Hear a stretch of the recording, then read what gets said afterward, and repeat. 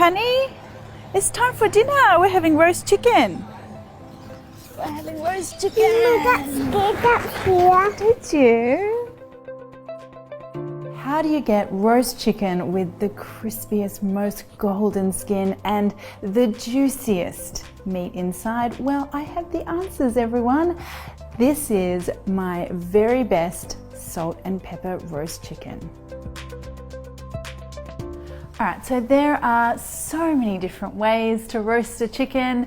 My way is hotter and faster. I think the hotter the heat, the crispier skin you get, and I'm all about crispy skin, and also the less time that bird spends in the oven, the less chance we have of drying out some of that white breast meat. So there are all the reasons why. Let's get into the actual making. Now I'm going to do a salt and pepper flavor with mine, so a slight kind of little Asian flair. I'm going to start with some black peppercorns.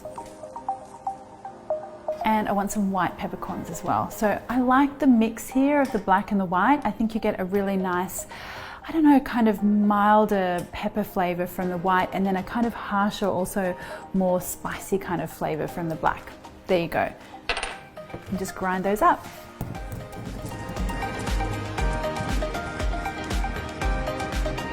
Okay, so this is the kind of situation that we're after with our pepper. I want to keep it quite coarse because I really want those hits of pepper when I'm biting into my chicken. And now I'm going to add some salt. Really good flaky sea salt here is what I love, but you know, you could use kosher salt as well. Okay, so we are not going to do anything super tricky or fancy here because quite frankly, we don't have to. There are a couple of things we do need to do though. One, we need to fill the cavity. So you always want to fill the cavity of your chicken so that you don't get too much hot air cooking the chicken from the inside out. That is when you're going to get dry chicken. So I just want a lime, or a lemon would be fine as well, or an onion even.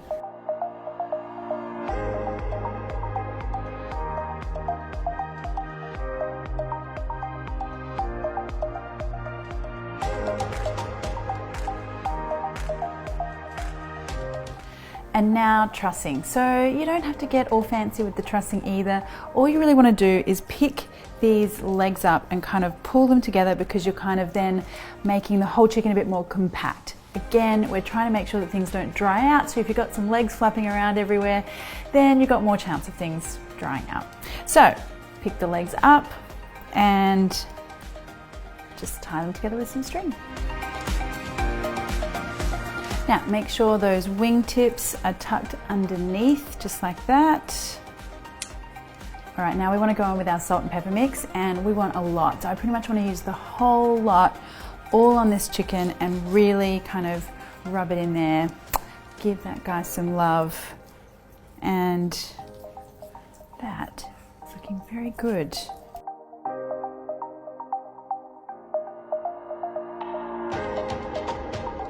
And now you want to go in with a much higher temp than you might normally think. So usually about 180 degrees Celsius is what is recommended in recipes. We're going to go in at 250, and that is 480 in Fahrenheit. So really hot.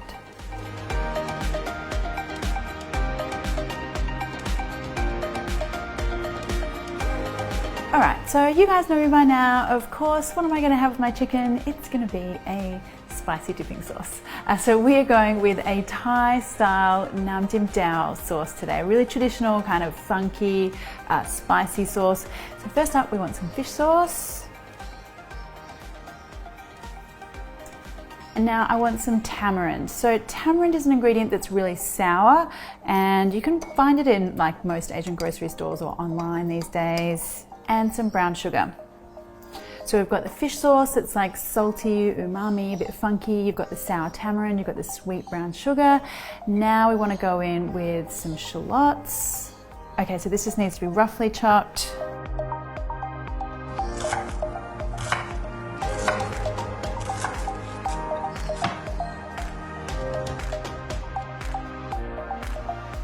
And I want some chili flakes here. As much or as little as you like, but this sauce traditionally should be like fire, like it should be really hot. So I put a fair bit in, and some coriander as well.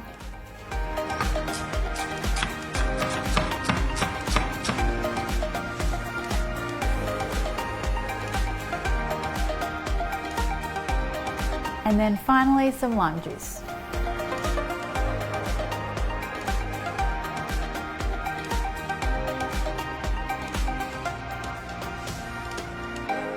And let me just see if this sauce is tasting good, because you always need to check for seasoning here.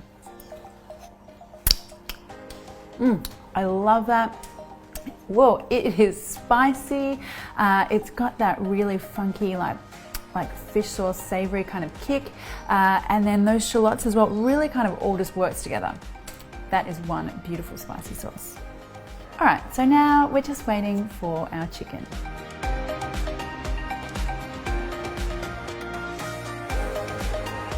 So at this temperature, your bird is going to need 20 minutes per 500 grams, and that should work out to be perfectly cooked. Whoa, I mean, okay, come on, check out that chicken. That is really a work of art. Amazing, like that skin, that beautiful color, that crispy, salty, peppery goodness on there. Oh, truly perfection. I'm so excited about this. Okay, so let's make sure that our chicken is cooked, and I'll show you guys how we do that. Just get the chicken onto a board.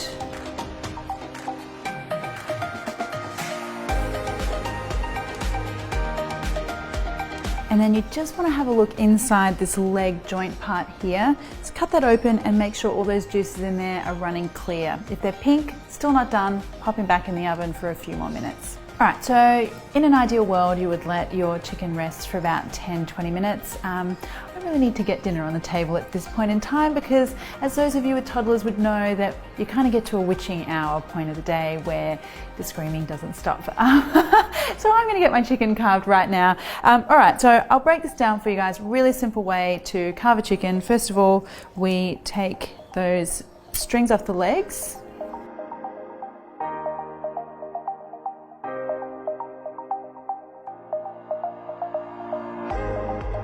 Okay, now legs first, cut through here.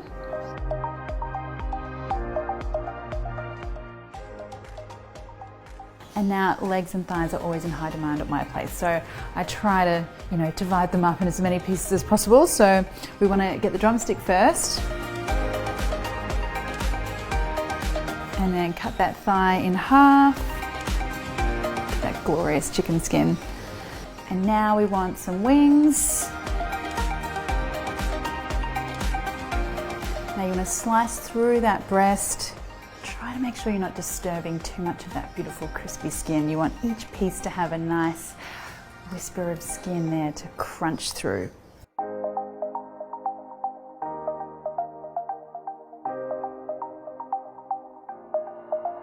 And then just slice that breast.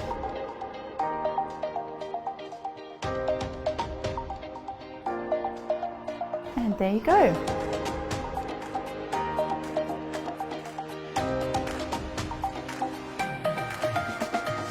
All right, quick word about what we've got left over after we've carved our chicken. One, you have a pan full of like schmaltzy, yummy, salty chicken fat. Do not waste that. You could make a pan sauce out of it, or I like to save it and kind of toss some potatoes in there next time I'm roasting and get them all chickeny and salty and yummy. So save that. And then we have the chicken carcass.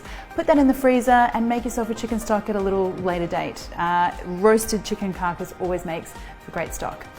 All right, but let's get to our roast chicken. All I need to do now is get my spicy sauce on the side. And there you go, guys. The very best roast chicken I know how to make, and I am super excited for you guys to try this one. But let me try this first so I can tell you all about it. Now, I know that you guys know that I'm a legs and thighs girl, so that would be cheating to try that. I am gonna try the breast and tell you how well we've done with the juiciness. Let's have a look. Okay, I'm telling you, chicken breast gets a bad rap. I promise you, if you do it just like this, it is insanely good. That is so juicy, it literally could be a piece of thigh. I mean, out of this world good, guys. So good. Let me get some spicy dipping sauce too.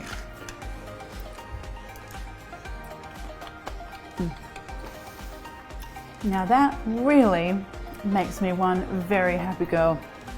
That salt and pepper chicken flavor, that really juicy breast, and then that spicy kick of flavor Wow. Just wow. I mean, yes. So looking forward to dinner tonight.